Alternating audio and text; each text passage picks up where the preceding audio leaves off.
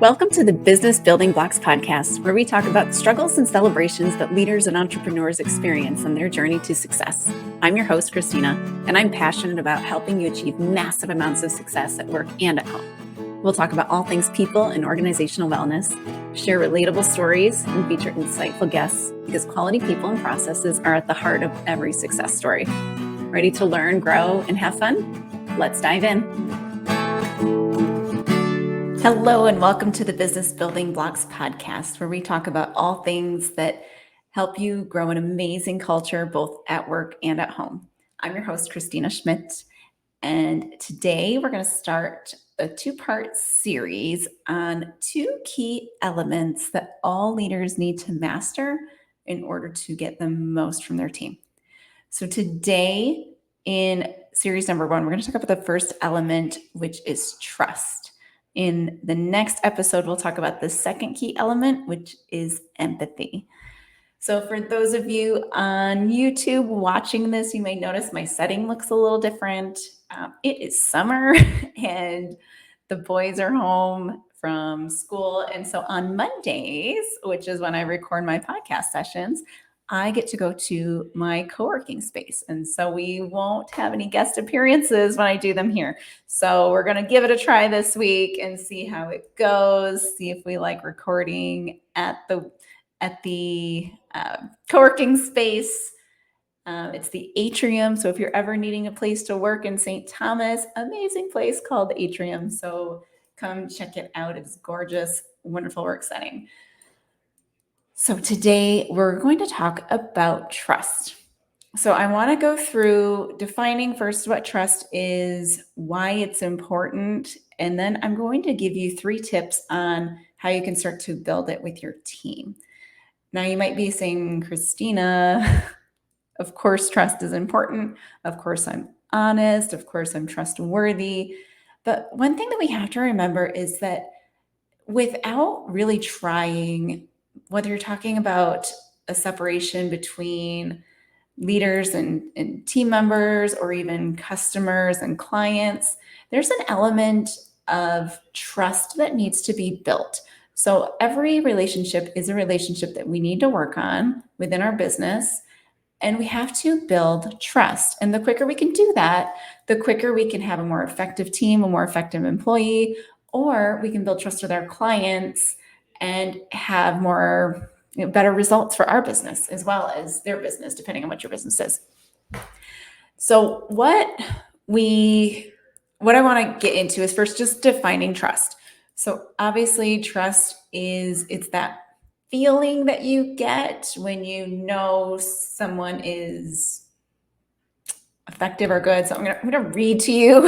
I'm going to read to you what the dictionary actually says, because they can define it a little bit more eloquently than I can.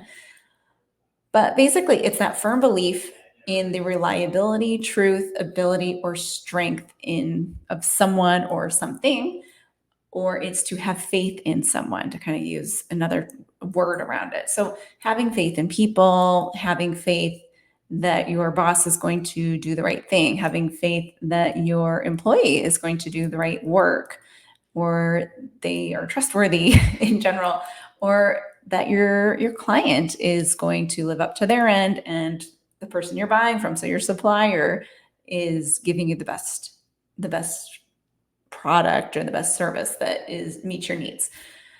So those are all elements of trust and what it really means. So Stephen Covey has an amazing book called The Speed of Trust, where he talks about 4 different elements of trust, and he has a tree in there. And so I actually had this in my first version of Cornerstone, but I took it out because there would have been too many trees and it got confusing. So I put a tree of like wounds in there in the second time around. So they're both very valuable trees. So this is the other tree. But there are 4 elements if you think about a tree. So just picture a tree in your head. And trees have leaves or fruit, or they have something, right? They also have branches that are going to hold those fruits. They have a trunk that, is the basis where everything grows and you get all your nutrients flowing through it. So it's a pretty big structure, obviously. And then there's obviously roots that go in deep, and so we can't see the roots. So thinking of trust along these lines. So your leaves and your fruit. Those are the results that you see. So when we think about trust, one element, and probably the easiest element to gain of trust, is the results. So if someone trusts that you're going to deliver the results that they want, or to have a productive result in your work.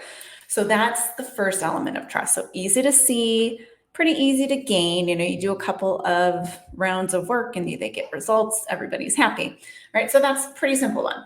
The next is the branches. So depending on how thick the leaves are, so how many results we're getting, your branches might be a bit harder to see maybe, or maybe they're nice big branches and we can see them. But either way, slightly less visible is kind of the thought around there. And so the branches would represent the capability of the person or the thing, right, that you're trusting in. So capabilities. So we can see results, we can see capabilities pretty easily too. Again, you might want to see a few more renditions of somebody delivering positive results, or seeing that they can grab something new and they can take it and deliver a result. And so you can see they're a capable person, capable of functioning, capable of delivering those results. And so the next part is the trunk. So we don't really see what happens inside the trunk, but that's where like the key things happen. And the outside, that bark, that's like that protective layer. So that's protecting the whole tree as well. So when we think about that part of the tree and relating that to trust, the trunk is like their intent. So intent can be a little bit harder to get after when we talk about trust, but it's huge. I like to think of, like, when you think of sales techniques or even leadership techniques. So you can do all these things to build relationships, and you can, offer a compliment, or you can give a small gift, or you can be very, engaging with the person, asking lots of questions. So those things are all great practices, like in sales, as well as in leadership as well. So those are great practices, but if the intent is good, if the intent is there and it's good, then they don't come across slimy. Right? You don't feel like a slimy salesperson when you're doing them. But if the intent is, I just want them to buy, then it can come off slimy. But if I'm selling something and my intent is I legit just want to help people, then my intent is good and everything else serves well. So it's almost like that bad intent makes the whole tree sick. I'll tell you a story about a tree, actually. We had this tree in our front yard, and it was huge. It was like an old maple tree, and lots of beautiful branches, but you could see some were kind of dead, as happens in a big tree. It needs pruning periodically. But the trunk of it was covered in carpenter ants. So what that actually means is that inside the tree was dead and sick. So the carpenter ants don't make the tree dead. I learned this from somebody who's, a pesticide specialist. The tree does not start dead, or the ants don't make it dead. The tree starts dead, and then the ants come after the dead, rotting wood, because they like that. They like to eat that. So by the nature of the fact that even though the tree kind of looked productive, its intent, it was sick inside. So you can kind of say, hey, the tree looks good, but something had gotten it sick. And so that intent part of trust is broken of the tree. Okay, we cut it down because I was getting ants in my house. And so therefore we solved the problem, but you can't cut people down, right? So anyway, I digress. And then that last part is the roots. So the roots speak more to like the value system of the person you're trusting. So this is where integrity comes in. So all of these elements build in trust, and you can have trust in some of it and not in other parts of it. But if we really want to have trusting relationships, we need to allow people to see our whole structure as a tree in order to build that. And we want to be able to see theirs in order to build great trust. So why is trust, even down to the root level, why is that so important in leadership? Well, first of all, I want you to think about somebody you trust, like implicitly trust. How do you feel about them? Just take a second. You can pause me if you want, because I'm not going to leave dead air, but go ahead and hit pause. Think about someone you really, really trust. How do you feel about them? when they tell you something, you're like, oh yeah, I can believe that because I trust them. When they say and they give you feedback on something, you're like, yes, of course, I take their feedback because I know their intent is good. I know they have good integrity. I trust their perspective and they're capable of giving me this great feedback. So there's a huge element of it versus somebody you say, well, I kind of trust them. And when you don't fully trust them, they could give you feedback and you can say, well, yeah, I kind of believe it, but there's this element that I don't know about. So I don't know if that's good feedback or not. So maybe I'm going to take that with a grain of salt. So now taking that into a leader employee sort of relationship, when you have that element of questioning and judgment, do they know you're serving them well as their leader? Does your team know that you're making decisions with the best in mind for the team as well as the business? Or are they saying, they're just after the money, here they go, throwing us under the bus again as employees? So there is a lot of element of distrust there because we don't always show all of our tree trunks and roots, right? So when we have trusting relationships, people feel safe. They feel safe to take risks. They feel safe to say, I'm struggling. And that is all critical and important on a team because when we can fully feel like we can be vulnerable to our employers or to our leader, then we can really make good results. Because when you can say, hey, I'm struggling today, I'm struggling with this assignment, I'm struggling with this client, I'm struggling in general, when you can say that, then you get help versus saying I'm struggling, they say, well, you must not be any good and throwing them out, right? So I'm going to hold another podcast about like that element of when people are struggling and what we do with that. But in this level of developing trust, it is a key element for having that strong relationship. And strong relationships are what build strong cultures. And strong cultures are what deliver strong results and repeatable results, which is what we all need in our business and at home, right? Because our goals at home are the same as our goals in a business, which is to be productive members of society, to create children that are going to eventually be productive members of society, to love one another, which is an effective result. So these are all great results to be having, and we need them both at work and at home if we want to be functioning at our best. Anyway, soapbox done on that part. But trust is critical, and growing it takes some work. So I'm going to give you 3 ways that you can improve trust. I'm going to relate them to our tree trunk example. All right, so the first one is easier, right? Because I'm going to talk about the trust of the leaves. So what can we do to build a little bit around like the trust around the leaves part, so the results. So giving people so that they know they can trust our results. So very, very simply, do what you say you're going to do. Sounds simple, but isn't always easy. I know from my perspective, I want to do all the things. But in order to effectively do what I say I'm going to do, I have to be careful not to overcommit. So that is something, if that's something you struggle with, then that might be the goal around growing this type of trust, is saying, I have to be realistic and I can't say yes to everything, even though it might be a great idea. I can say not now or whatever it may be, but not overcommitting so that you can do what you say you're going to do. And so that's just a really simple way. If you say yes, let your yes be yes, your no be no.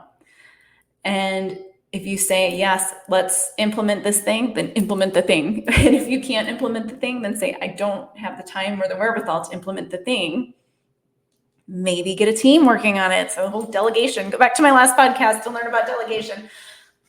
But doing that is that first element of trust, because if basically, if you have grown a culture of where your people's suggestions fall on deaf ears, or when you say yes to something, people are like, well, we'll see if they really do it.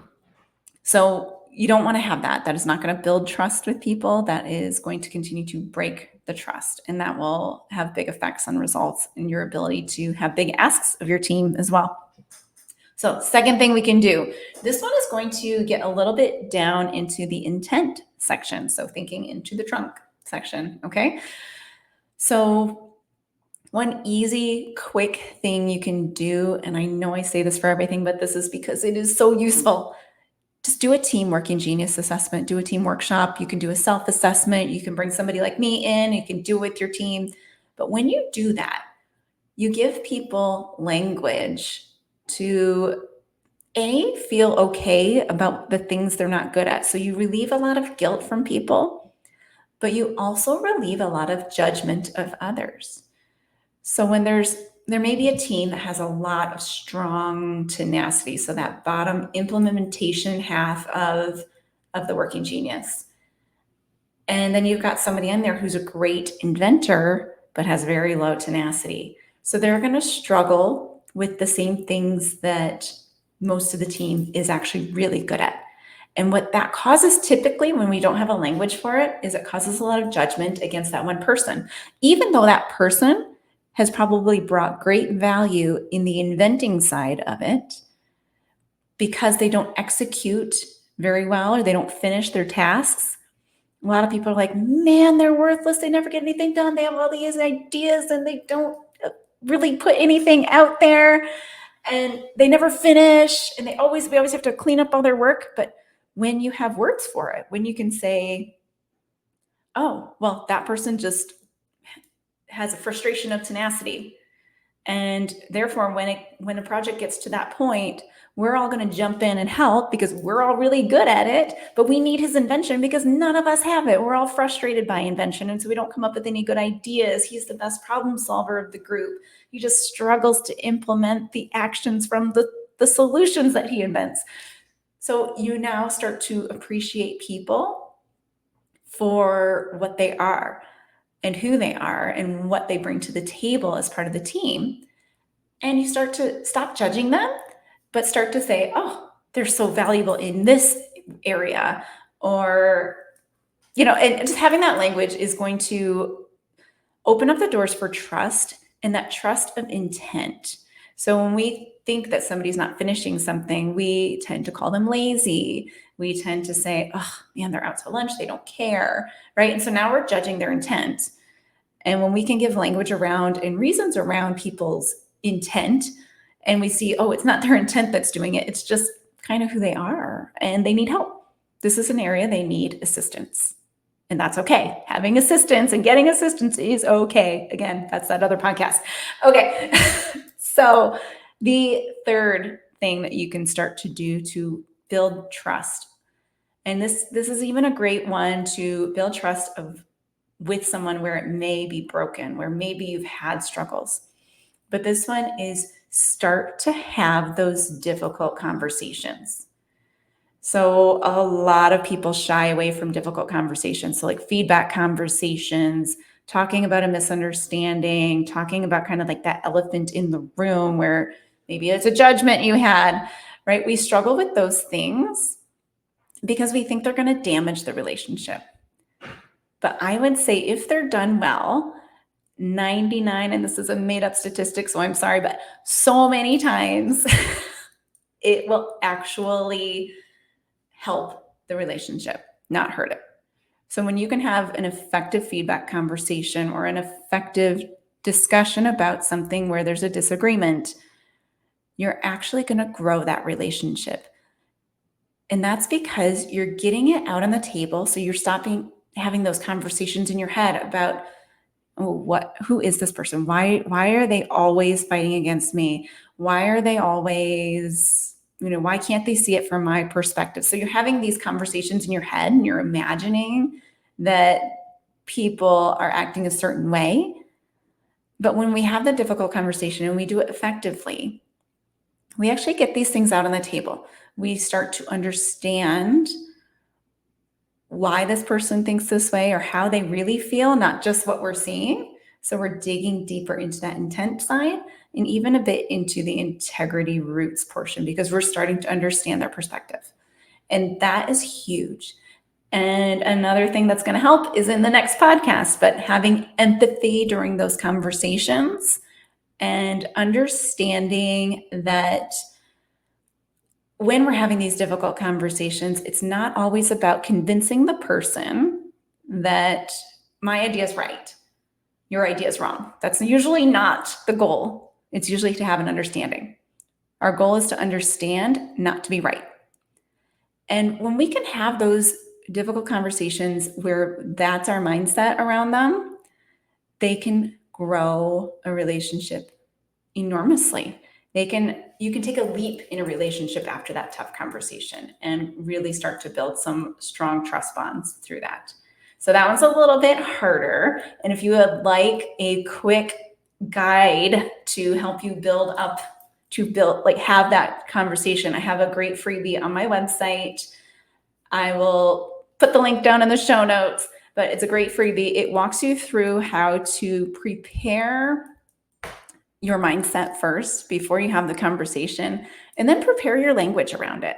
So I say first the mindset because you have to build that empathy part, and I'll talk about empathy in the next one, but you have to build empathy to have trust. So it's a big part of it. So you build that empathy up and you get your mindset on right, and then now you can use the language around it. And we also have an entire course where we really start to build in those relationship elements and how to deal with it when we get those protective behaviors around there too, because they will come in. They will come in a lot, but getting through and breaking down those protective behaviors and creating that safe environment, that's trust. That is part of trust as well. So if you found this podcast helpful, if you enjoyed it, I please ask you to share it with a friend. If you're on YouTube, leave a comment, like it, subscribe. If you're on a podcast app, leave me a review and help to share the word with others, because again, my goal in this is to spread knowledge so that we can create positive workplace cultures, because I just want people to enjoy going to work, because when we enjoy work, we can enjoy our lives and we can do what we're meant to do on this world. So again, if you liked the show today, please share it with a friend, like, subscribe, leave a review, leave a comment, and I will see you next time on the Business Building Blocks podcast. Thank you for listening to the Business Building Blocks podcast, where we talk about all things people and organizational wellness, because quality people and processes are at the heart of every successful business. If you enjoyed today's episode, please be sure to hit the subscribe button so you know when new episodes are released. You can also follow me on Instagram at KristinaSchmidt.ca, where I share real-life tips to help in your leadership and life journey. To get one-on-one and team support with your leadership development, book a discovery call on my website at KristinaSchmidt.ca. Thanks again for listening, and we'll see you in the next episode.